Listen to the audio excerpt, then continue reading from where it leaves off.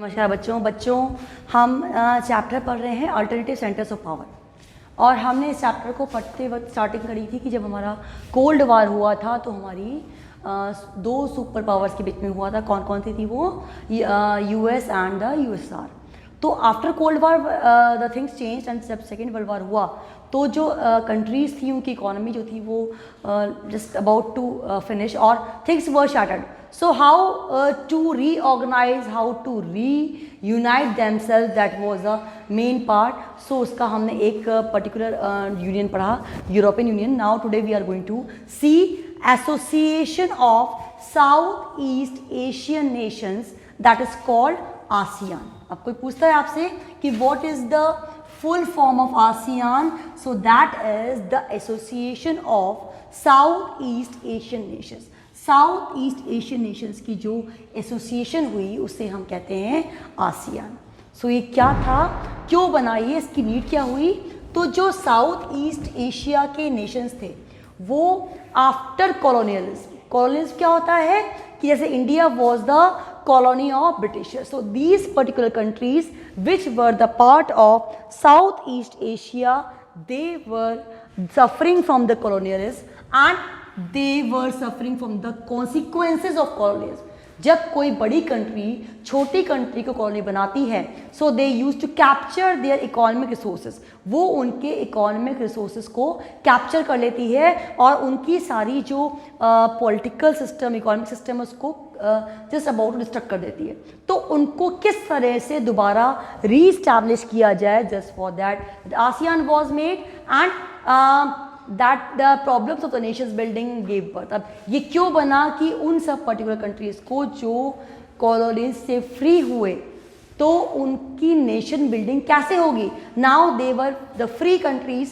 अब free countries के सामने बहुत सारी चुनौतियाँ आती हैं, बहुत सारे इश्यूज आते हैं। So how to face those issues?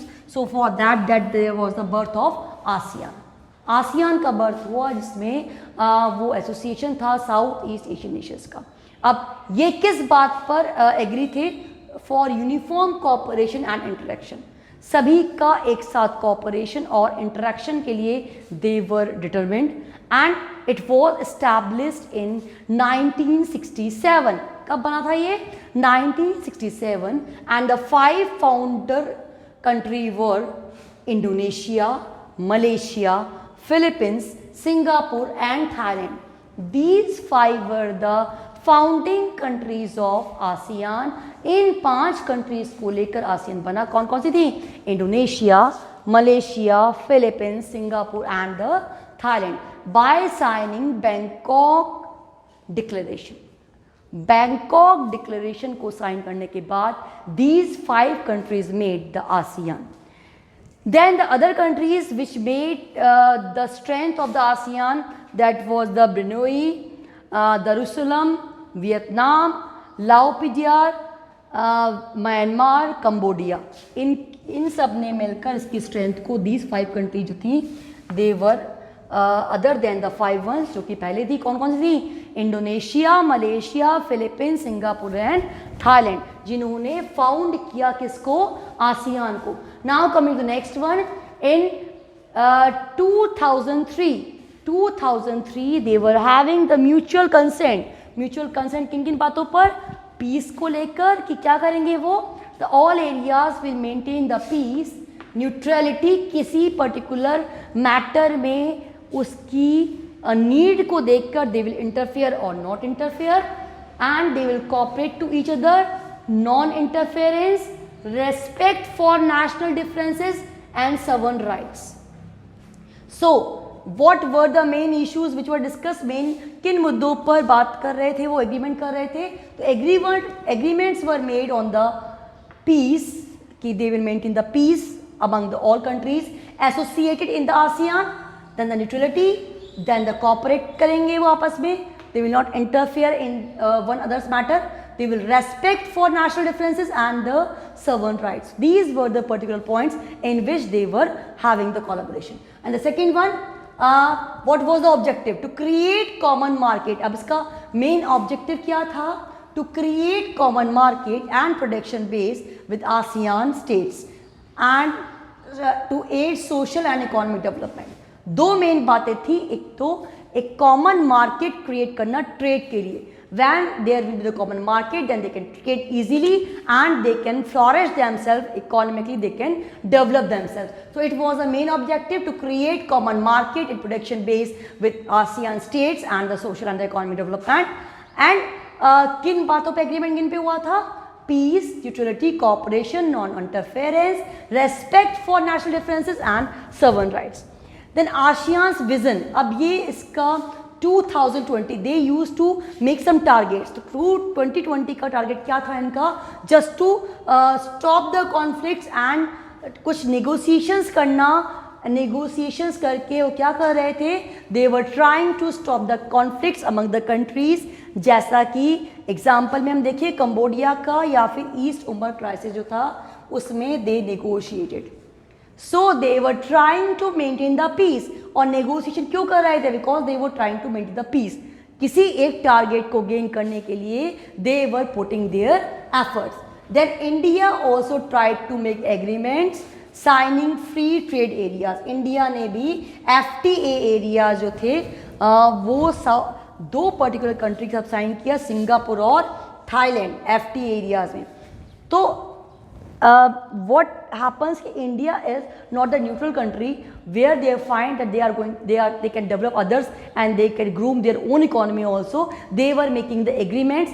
So in that particular sense they have made the free trade areas कि particular areas maintain किए जाएं जहाँ पे ट्रेड करने में countries के बीच में ट्रेड करने में किसी भी तरह के बाउंडेशंस ना हो। And these two countries were Singapore and the Thailand. So in such a way India was having also the particular impression on the ASEAN also.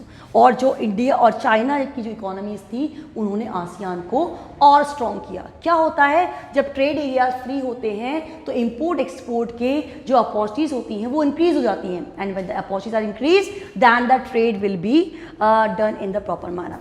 So in such a manner we can see how the ASEAN develop and how they have develop the economies of each other. एक बार हम फिर देखें ASEAN का full form क्या है? That is the association of south east Asian Nations. और ये क्या है? उन कंट्रीज़ के लिए हैं जो इकोनॉमिक और पॉलिटिकल जो कॉन्सिक्वेंसेज है कॉलोनीज के उससे सफ़र कर रही थी। And problems and the nation of nation building. उनकी प्रॉब्लम क्या थी? They wanted to create the own nation. इस वजह से किसका जन्म हुआ कि बर्थ हुआ? आसियान का। एंड इनका जो मेन ऑब्जेक्टिव था uniform cooperate operation and the interaction. And it was established in 1967। 5 countries कौन कौन सी थी बच्चों? याद करने वाली बात है। Indonesia, Malaysia, Philippines, Singapore and Thailand. कौन कौन सी हो गई? Indonesia, Malaysia, Philippines, Singapore and Thailand. और कौन से डिक्लेरेशन में हुआ था? It was done in the Bangkok declaration.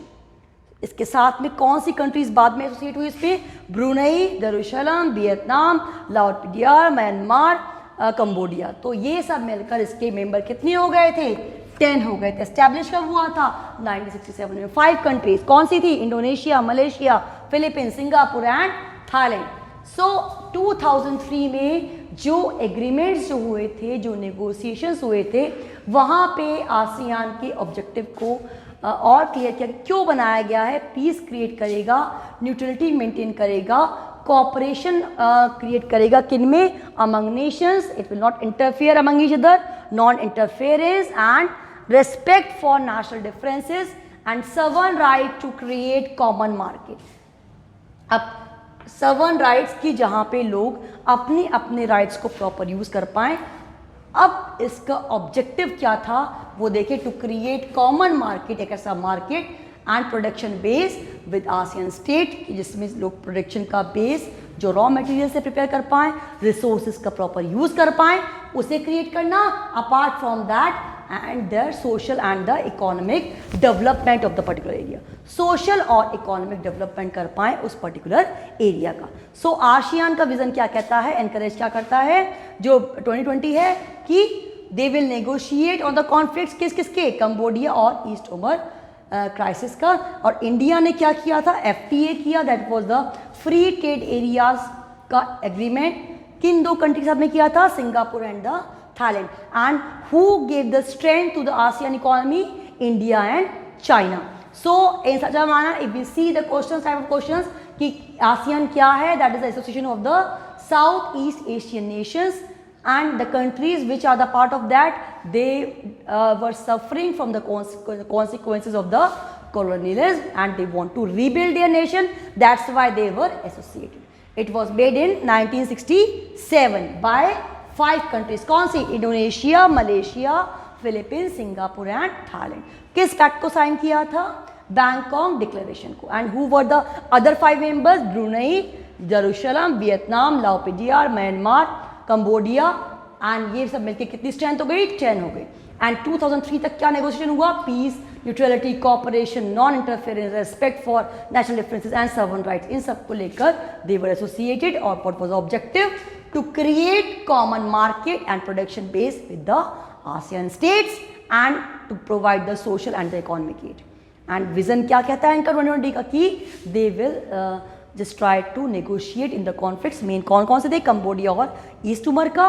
और इंडिया और China, they played a very important role to give the strength to the ASEAN. and India made a trade FTA, free trade agreement जो किया था उन्होंने free trade area को लेकर, वो Singapore और थाईलैंड के साथ में किया था. These 2 countries were there, Singapore, Thailand, इनके साथ में फ्री ट्रेड एरिया कॉन्ट्रैक्ट किया, जिसमें they were having the particular areas where the trade will be the free. They were be free to do the trade in the particular area. It was done with the Singapore and the Thailand. So in such a manner we can see the main objectives of ASEAN and how it was made, when it was made, about the 5 founder countries and what were its main objectives and in what areas it is working. These all things we have discussed in the particular topic and which is very important. Do revise the things from your book also बच्चों. And the first topic what we have studied, that was the European Union. तो हमने इस chapter में 2 main चीज़ें पढ़ी हैं, European union और ASEAN, which is the very important part of that. Flag हमने आपको पहले बता दिया था कि this question can also come, कि they are giving the flag and they are asking this is the identification of which particular association, that is the ASEAN. So this was the topic of the day. You need to revise the things from your book also, but these are the main key points on which we need to focus. इनमें से हमारे maximum question बनते हैं. Still जो हमारा जो CBSE माई guide है उसमें आप अपने क्वेश्चंस को देखिए, what sort of questions have come earlier और how many questions can be framed from the particular topic, जिससे आप उसके लिए प्रिपेयर हो पाएँ. यूरोपियन यूनियन और आसियान अगर हम देखते हैं, जो भी एसोसिएशन बनता है, they are working in the welfare of the countries which are going to associate with each other. और मेनली जो वेलफेयर होता है वो आपका इकोनॉमिक होता है, पॉलिटिकल होता है, सोशल होता है. और मेनली जो आपका मेन अगर किसी एक को फोकस करने को कहें तो वो इकोनॉमिक होता है, क्योंकि जब किसी कंट्री की इकोनॉमिक डेवलप होगी, economy, then the country will be develop ultimately. Economy जब डेवलप होती है तो वो कंट्री भी अल्टीमेटली डेवलप हो जाती है, जिससे कि वो अपने रिसोर्सेज को डेवलप कर पाए. So this was the topic of the day. You have to revise the topic of the book. Don't forget to read from the NCERT. ज़रूर पढ़ें आप इसको, और जो questions whatever providing in the group, you have to be very much alert to do the work in your copy of political science, जो आपको political की copy में करना है. तो हमारे चैप्टर्स वैसे ही रिड्यूस हो गए बच्चों. तो जो चैप्टर हमारे पार्ट हैं कोर्स के, उनको हम प्रॉपरली रिवाइज करें, स्टडी करें, और in such a manner we will be able to get good marks. जब बच्चे सारा पढ़ते हैं, लाइन टू लाइन रीड करते हैं, तो क्वेश्चन कहीं से भी आ जाए, we need not to worry, because we will be able to answer the question, चाहे वो 1 मार्क हो, MCQ हो, लॉन्ग हो. So that's all for the day. Do revise and do revise the things daily. Thank you.